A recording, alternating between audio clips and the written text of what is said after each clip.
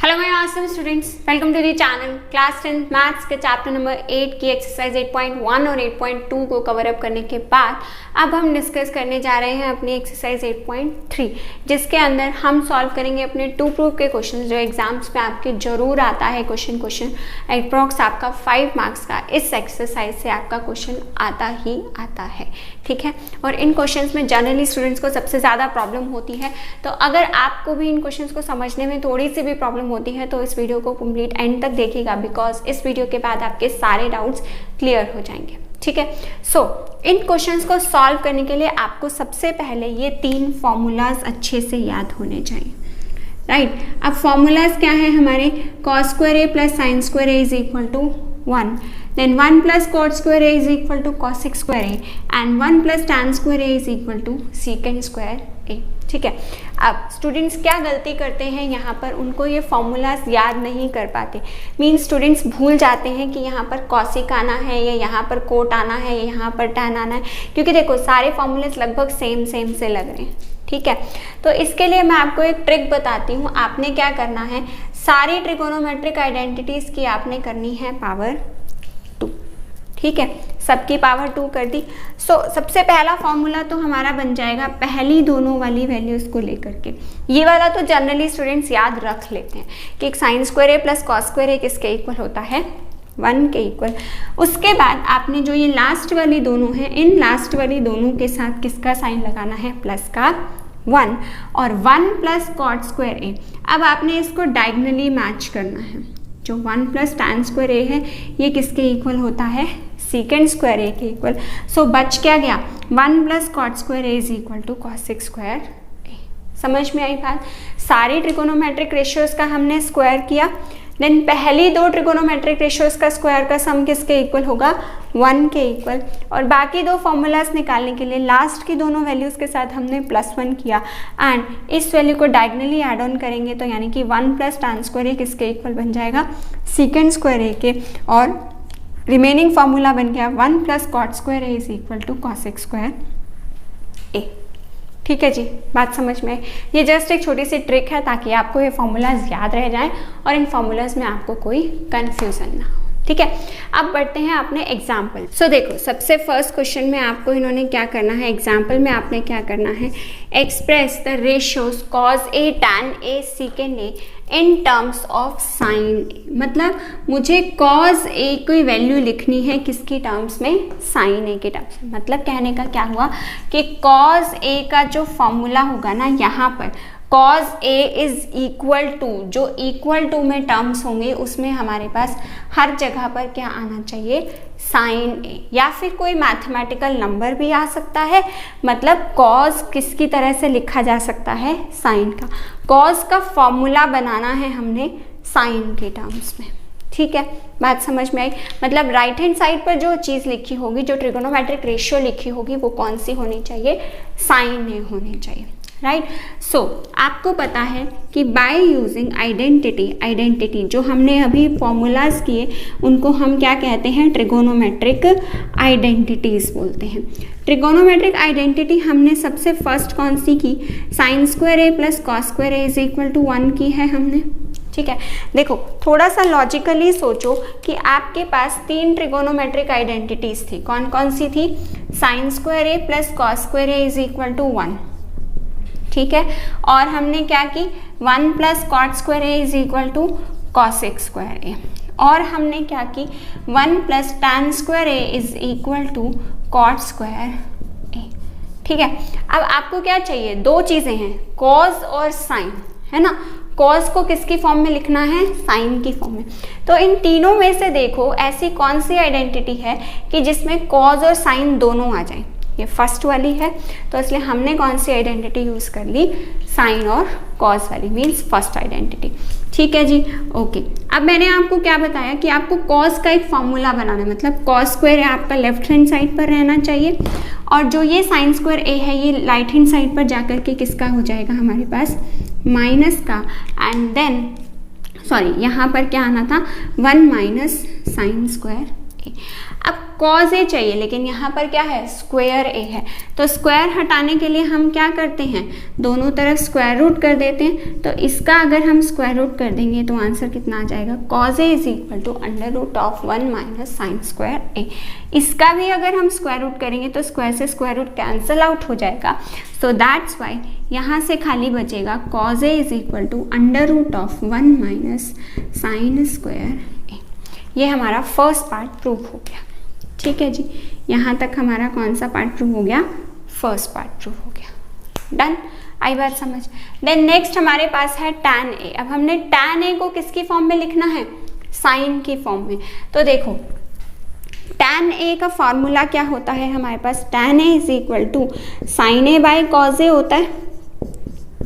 ठीक है, मतलब बात वही है कि हमें इसका फॉर्मूला बनाना है जिसमें राइट हैंड साइड पर हर जगह पर क्या, कौन सी ट्रिगोनोमेट्रिक रेशियो होनी चाहिए, साइन होनी चाहिए सिर्फ, राइट। तो ऊपर तो साइन है, तो यानी कि हमें कुछ भी छेड़ने की ज़रूरत नहीं है, बट नीचे हमारे पास क्या है, कॉज है, तो मुझे इस कॉज को ख़त्म करना है यहाँ से।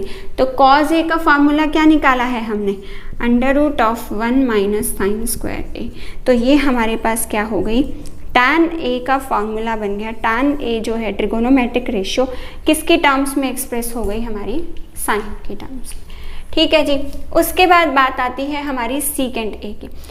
सो देखो बहुत ही छोटा सा है ये, तो secant a is equal to 1 upon cos a।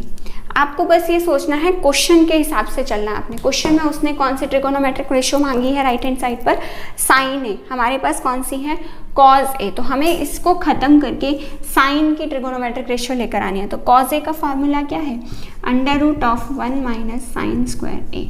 तो ये हमारा हो गया सेकेंड ए एक्सप्रेस किसके टर्म्स में, साइन की टर्म्स में। ठीक है जी, आगे बढ़ते हैं एग्जाम्पल नंबर 10 पर। नेक्स्ट हमारा एग्जाम्पल नंबर 10। एग्जाम्पल नंबर 10 में सॉल्यूशन में देखो जो आपके ये क्वेश्चंस होते हैं ना, इनमें आपको फोकस रखना है सारी की सारी वैल्यूज़ को, सारी ट्रिगोनोमेट्रिक रेशियोज को साइन और कॉस की फॉर्म में एक्सप्रेस करने की। ठीक है, मतलब कि जैसे आपके पास लेफ्ट हैंड साइड पर क्या है, सीकेंड ए into 1 minus sine A into सीकेंड A plus tan A. इस वैल्यू को हमने किसके इक्वल प्रूव करना है, 1 के इक्वल प्रूव करना है। ठीक है, तो हम सिर्फ अपनी लेफ्ट हैंड साइड लेकर के चल रहे हैं, जहाँ से हम ये जो है आंसर किसके इक्वल आएगा, हमारा 1 के इक्वल। तो सीकेंड ए किसके इक्वल होता है, अभी मैंने आपको बताया सीकेंड ए होता है 1 बाय कॉस ए। देन आपकी ब्रैकेट लगी है, सो मैंने ब्रैकेट लगाई, देन 1 माइनस साइन ए। ओके, देन फिर से ब्रैकेट लगाई, सीकेंड ए की जगह पे क्या लिख सकते हैं हम, 1 बाय कॉस ए, क्योंकि सीकेंड ए किसके इक्वल होता है, 1 बाय कॉस ए के। अभी हमने पिछले क्वेश्चन में देखा। देन टैन ए किसके इक्वल होता है, टैन ए होता है साइन ए बाय कॉस ए। ये दोनों फॉर्मूलेस हमने अभी अपने पिछले क्वेश्चन में भी यूज़ किए और सेम हमने यहाँ पर भी यूज़ किए। ठीक है जी, ओके। अब आ गया 1 upon cos a, this implies का सिंबल लगाते जाइएगा, 1 upon cos a into 1 minus sine a, and then यहाँ एलसीएम कितना आ जाएगा हमारे पास, एलसीएम आ जाएगा cos a. Because LCM cos a आया है तो कॉज ए को कॉज ए से डिवाइड करेंगे, आंसर आएगा 1, एंड देन 1 को 1 से मल्टीप्लाई करेंगे तो आंसर आएगा 1। तो मतलब ऊपर क्या आ जाएगा हमारे पास, 1 प्लस साइन ए। ठीक है जी, आगे बात समझ में, ओके। अब देखो, अब ध्यान से देखो, ये वाली टर्म और ये वाली टर्म, तीनों टर्म्स आपस में क्या हो रही हैं, मल्टीप्लाई। क्यों, क्योंकि तीनों के साथ क्या लगा हुआ है हमारे पास, ब्रैकेट लगा हुआ है। ठीक है, ओके। सो न्यूमिनेटर के साथ मल्टीप्लाई होगा और डिनोमिनेटर के साथ। तो सबसे सिंपल हमें डिनोमिनेटर की मल्टीप्लिकेशन लग रही है, कॉज ए को कॉज ए से मल्टीप्लाई करेंगे तो आंसर कितना आ जाएगा, कॉज स्क्वायर ए। क्यों आएगा कॉस स्क्वायर ए, बिकॉज आपको पता है कि मैथमेटिकली अगर 2 का स्क्वायर लिखना है तो मतलब क्या होता है, 2 को कितनी बार मल्टीप्लाई करना है, 2 टाइम्स। 3 का स्क्वायर मतलब 3 को 3 से ही 2 टाइम्स मल्टीप्लाई करना। ऐसे ही जो कॉस स्क्वायर ए होगा वो क्या होगा कि 2 टाइम्स हम किसको मल्टीप्लाई करें, कॉस ए को, किससे, कॉस ए से।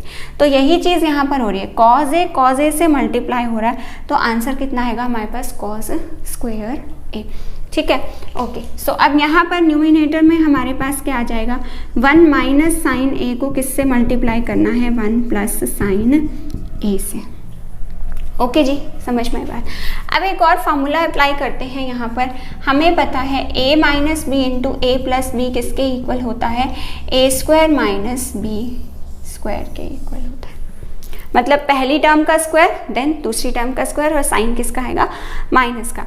अगर दोनों सेम टर्म्स एक बार प्लस हो रही हैं एक बार माइनस हो रही हैं तो आंसर क्या होता है, दोनों के स्क्वायर्स का डिफरेंस, राइट। सो अब ये चीज़ यहाँ पर देखो, एक बार दोनों माइनस हो रही हैं एक बार दोनों प्लस हो रही हैं, तो मीन्स हम क्या करेंगे, पहले पहली वैल्यू का स्क्वायर देन माइनस देन दूसरी वैल्यू का square divide by cos square. ठीक है, आप यहाँ पे ब्रैकेट में रीज़न लिखोगे because a minus B into A plus B is equal to this one. ठीक है जी। अच्छा, अब अभी हमने अब एक और फार्मूले की बारी आई। हमने फार्मूला क्या पढ़ा है, साइन स्क्वायर ए प्लस कॉस स्क्वायर ए किसके इक्वल होता है, 1 के इक्वल होता है। ठीक है, सो यहाँ से अगर मुझे 1 माइनस साइन स्क्वायर ए की वैल्यू चाहिए हो, मतलब ये जो साइन स्क्वायर ए है ये राइट हैंड साइड पर अगर मैं शिफ्ट कर दूं तो मेरे पास क्या बच जाएगा, cos square A is equal to 1 minus sine square a बच जाएगा। मतलब 1 माइनस साइन स्क्वायर ए का फार्मूला कितना आ गया मेरे पास, cos square a divide by cos square a. तो कॉस स्क्वायर ए से cos square a cancel out हो गया तो आंसर कितना आ गया हमारे पास 1, और जो कि हमारा राइट हैंड साइड के इक्वल आ गया है। सो दैट मीन्स हम लास्ट में लिख सकते हैं हैंस प्रूव्ड। ओके जी, ठीक है। तो छोटी छोटी 2-3 आपकी ट्रिगोनोमेट्रिक आइडेंटिटीज हैं, अगर आप उनको अच्छे से याद कर लेते हो तो क्वेश्चन सॉल्व करने बहुत ज़्यादा आसान हो जाएंगे। ठीक है, आगे बढ़ते हैं नेक्स्ट एग्जाम्पल पर। सो नेक्स्ट देखो हमारा एग्जाम्पल नंबर 11। अब ये क्वेश्चन कैसे करना है, आपको मैंने अभी क्या बताया कि आपको कोशिश करनी है अपने क्वेश्चन को कन्वर्ट करने की, किसमें, साइन और कॉस के फॉर्म में। ठीक है, जैसे हमारे पास tan a का फॉर्मूला था, tan a किसके इक्वल होता है, साइन ए बाय कॉस ए के, वैसे ही हमारा cot a का फॉर्मूला क्या होता है, cos A by sine A. Cos और साइन के फॉर्म में जो cot a होता है उसमें क्या फॉर्मूला होता है, कॉस ए बाय साइन ए। तो इसको उठा लेते हैं, लेफ्ट हैंड साइड से स्टार्ट करते हैं अपना क्वेश्चन। इस cot a की जगह पर सबसे पहले cot a, तो cot a की जगह पर मैंने क्या लिख दिया, cos A by sine a. ठीक है, देन माइनस का क्या है, कॉस ए। ध्यान रखना यहाँ स्टूडेंट्स गलती कर देते हैं, ये आपका न्यूमिनेटर में है तो न्यूमिनेटर में ही रहेगा, इसके साथ डिनोमिनेटर में क्या आएगा, सिर्फ 1 आएगा। देन cot a की जगह पे फिर से मैंने क्या लिख दिया, cos a divide by sine a। Then किसका साइन है, प्लस का, तो मैंने प्लस लिख दिया। देन क्या है हमारे पास, cos a, तो मैंने cos a लिख दिया, और इसके साथ डिवाइड में मैंने क्या ऐड ऑन कर दिया, 1। बिकॉज ये वाली टर्म मेरी न्यूमिनेटर डिनोमिनेटर की बन चुकी थी, तो कन्फ्यूज़न ना हो आगे का स्टेप करते हुए, इसलिए मैंने इसको किस में कन्वर्ट कर दिया, cos a बाय 1 में। इसको भी न्यूमिनेटर और डिनोमिनेटर में कन्वर्ट कर दिया। देन अब इस ऊपर वाले पार्ट का अगर आप एलसीएम लोगे, सिर्फ इन दोनों वैल्यूज़ का अगर आप एलसीएम लोगे तो आपके पास कितना आएगा, यहाँ पे साइन ए, देन ऊपर क्या आएगा आपके पास, कॉस ए माइनस, अब इसके साथ 1 था तो यहाँ पे इसका एलसीएम कितना आ जाएगा, वैल्यू कितनी आ जाएगी, कॉस ए इंटू साइन ए। इसी तरह से जब हम नीचे वाले पार्ट का मतलब इन दोनों का एलसीएम लेंगे तो इन दोनों का भी एलसीएम हमारे पास कितना आ जाएगा, साइन ए, और ऊपर वैल्यू आ जाएगी cos a plus cos a into sine A. Hope so आपको एलसीएम समझ में आया होगा कि एलसीएम हमने कैसे लिया। मैंने सिंपल एक एलसीएम लिया, देखो समझाती हूँ, अगर नहीं समझ में आया तो। एलसीएम लेने का रूल क्या होता है, पहले हम इन दोनों वैल्यूज़ को मल्टीप्लाई करते हैं। साइन ए को 1 से मल्टीप्लाई करेंगे, किसी भी वैल्यू को 1 से मल्टीप्लाई करो सेम आंसर आता है। ठीक है, यहाँ तक समझ में आया, इसका एलसीएम क्या आया, साइन ए।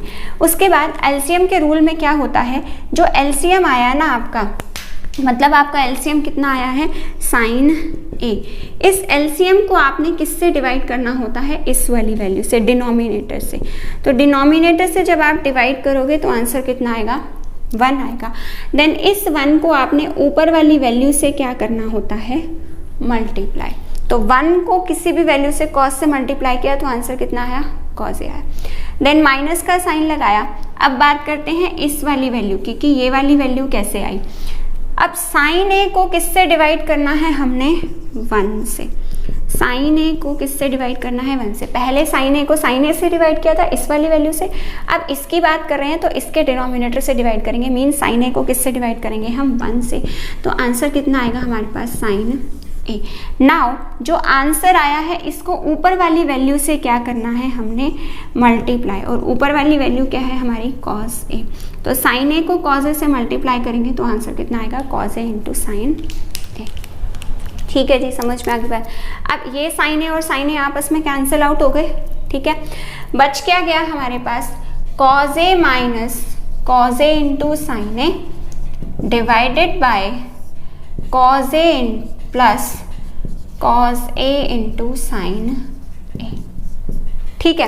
अब आप देख रहे हो इसके पास भी कॉस है, इसके पास भी कॉस है, तो दोनों के पास कॉस है, तो इसलिए मैंने कॉस को क्या ले लिया, कॉमन ले लिया। तो अंदर क्या रह गया, 1 माइनस कॉस ए कॉमन ले लिया तो अंदर क्या बच गया हमारे पास, साइन ए। इसी तरह से इसमें से और इसमें से, इन दोनों में से भी हमारे पास कॉस ए कॉमन आ गया, तो अंदर क्या रह गया, 1 प्लस साइन ए। ठीक है जी। सो यहाँ से क्या आ गया, कॉस ए से कॉस ए कैंसिल आउट हो गया, तो हमारे पास क्या बच गया, 1 minus sine A divided by 1 plus sine a. ठीक है, ये हमारा आ गया लेफ्ट हैंड साइड को सॉल्व करके, राइट। इसी तरह से अगर अब हम राइट हैंड साइड को सॉल्व करेंगे तो कॉसिक ए किसके इक्वल होता है, 1 अपॉन साइन ए के। कॉसिक ए की जगह लिख दिया मैंने 1 upon sine A, then -1 divide by, इस कॉसिक ए की जगह भी क्या लिखा, 1 अपॉन साइन ए और प्लस का 1, राइट। सिमिलरली वैसे अभी हमने एलसीएम सॉल्व किया, वैसे ही इसका भी अगर एलसीएम सॉल्व करेंगे तो एलसीएम कितना आ जाएगा, यहाँ से साइन ए, ऊपर वैल्यू आएगी 1 minus sine A divided by, यहाँ पर भी हमारे पास कितना एलसीएम आएगा, साइन ए, और यहाँ से क्या आ जाएगा, 1 प्लस साइन ए। ठीक है जी। तो यहाँ पे साइन ए से साइन ए हमारा कैंसिल आउट हो गया, सो आंसर क्या बच गया हमारे पास, simply 1 minus sine A upon 1 plus sine a. मतलब ये दोनों वैल्यूज हमारी क्या आ गई, इक्वल आ गई, left hand side right hand side के इक्वल आ गया। सो नेक्स्ट हम लास्ट में आंसर क्या लिख सकते हैं, हेंस प्रूव्ड। आई बात समझ, ठीक है जी। आगे बढ़ते हैं इसके लास्ट एग्जाम्पल पर, एग्जाम्पल नंबर 12 पर। आपका 12 काफ़ी इंपॉर्टेंट क्वेश्चन है, ये आपका एग्जाम में बहुत बार आ जाता है, ठीक है।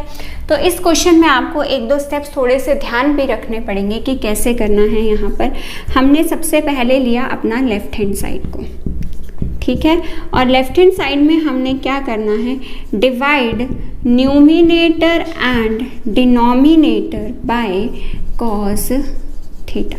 हमने इसको किससे, न्यूमिनेटर और डिनोमिनेटर को डिवाइड करना है, किससे, कॉस थीटा से। बिकॉज अगर हम कॉस से डिवाइड करेंगे तो ये साइन बाय कॉस हमारा किस में बदल जाएगा, टैन में। हमारा क्वेश्चन का आंसर देख रहे हो आप, टैन और सीकेंड की फॉर्म में पूछा है, तो यहाँ पर भी हमें अपने क्वेश्चन में टैन और सीकेंड बनाने पड़ेंगे। सो दैट्स वाई हमने क्या किया, sine theta minus cos theta plus 1, numerator को डिवाइड किया किससे, कॉस थीटा से। ऐसे ही जो हमारा डिनोमिनेटर है, इस डिनोमिनेटर को भी हम किससे डिवाइड कर रहे हैं, कॉस थीटा से। ठीक है जी, आई बात समझ में, राइट। सो अब नेक्स्ट डिवाइड करो एक एक करके, साइन थीटा को कॉस थीटा से डिवाइड करो, आंसर आएगा आपके पास tan theta. Then cos theta को कॉस थीटा से डिवाइड करो, आंसर आएगा 1। देन 1 को कॉस थीटा से, मीन्स 1 अपॉन कॉस थीटा। अभी आपने फॉर्मूला पढ़ा है कि सीकेंड थीटा किसके इक्वल होता है, 1 by cos theta. So 1 upon cos theta, यहाँ पर हमारे पास क्या बन जाएगा, सिंपली सीकेंड थीटा। अब देखो स्टूडेंट्स, इस कॉस को भी दोबारा ले लेते हैं तो खत्म हो गया ना, इससे तो आपने पूरा डिवाइड कर दिया। सिमिलरली नीचे साइन बाय कॉस कितना बन जाएगा हमारा, tan theta. Then cos by cos, cos से कॉस कट जाएगा तो आंसर कितना बचेगा, 1। Then 1 by cos theta, 1 by cos theta means ये कितना आ गया हमारे पास, सीकेंड थीटा। ओके, अच्छा, इसके बाद आपने क्या करना है, इसके बाद हमने एक काम करना है यहाँ पर tan theta plus secant theta minus 1 divided by tan theta minus secant theta plus 1। देखो मैंने क्या किया, मैंने कुछ भी नहीं किया, इस स्टेटमेंट को एज इट इज़ दोबारा से लिखा है बस, और कुछ नहीं किया। मैंने बस ट्रिगोनोमेट्रिक आइडेंटिटीज़ को साथ में रखा, tan theta plus secant theta को एक ब्रैकेट में रखा और जो ये माइनस का 1 था इसको अलग लिख दिया।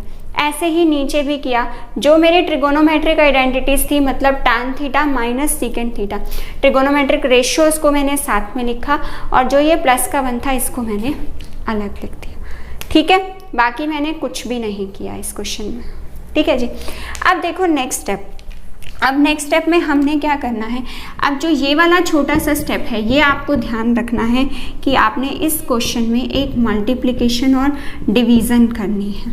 ठीक है, tan theta minus secant theta plus 1, इस क्वेश्चन में आपने एक छोटी सी वैल्यू से न्यूमिनेटर और डिनोमिनेटर को आपने डिवाइड करना है सो दैट कि आप अपना क्वेश्चन सिंप्लीफाई कर पाओ। ठीक है, और वो हमारी वैल्यू क्या है, tan theta minus secant theta.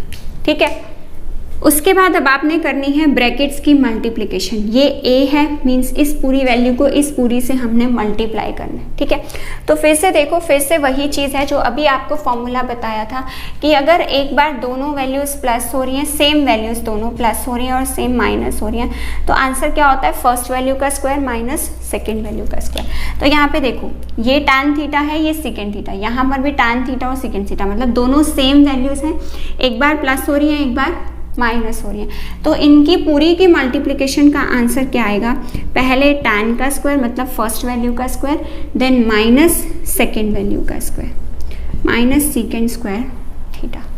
ठीक है, देन अभी तो हमने इसको इससे मल्टीप्लाई किया है, देन हमने इस -1 को भी मल्टीप्लाई करना है tan theta minus secant theta से।